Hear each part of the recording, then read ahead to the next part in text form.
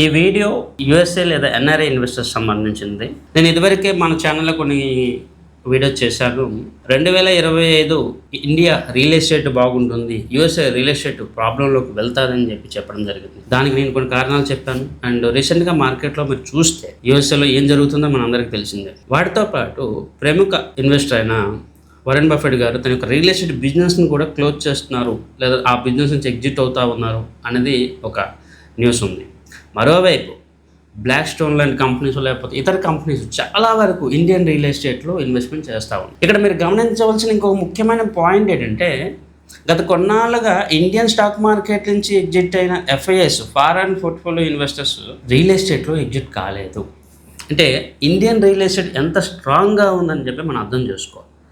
ఇది తెలియని కొంతమంది మార్కెట్ పడిపోతుంది, మార్కెట్ ఎక్కడికో వెళ్ళిపోతుంది, మార్కెట్లో సేల్స్లో కొన్ని తేడాలు ఉండొచ్చు, సేల్స్ వాల్యూమ్లో తేడా ఉండొచ్చు, డైరెక్షన్స్లో చేంజ్ ఉండొచ్చేమో, కానీ ఎంటైర్ మార్కెట్ కొలాప్స్ అనేది అసాధ్యము.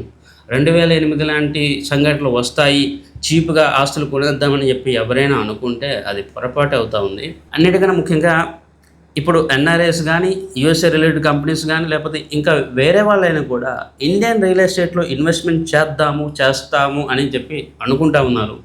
అండ్ ఇప్పుడు ట్రంప్ తీసుకున్న చర్యల వల్ల కానీ, లేకపోతే ఇతర కారణాల వల్ల ఏమైనా కానీ యూఎస్ఏ రిలేటెడ్ చాలామంది ఇన్వెస్టర్స్ ఇండియాలో తప్పనిసరిగా రావాల్సిందే, లేకపోతే తప్పనిసరిగా ఇన్వెస్ట్మెంట్ చేయాలి అని అనుకోవడం అయితే జరుగుతాం. సో ఇవన్నీ నేను కొంతవరకు ముందుగానే మీకు ప్రెడిక్ట్ చేయడము, లేకపోతే ఇండియన్ మార్కెట్ పాజిటివిటీ ఉంటుందని చెప్పడం జరిగింది.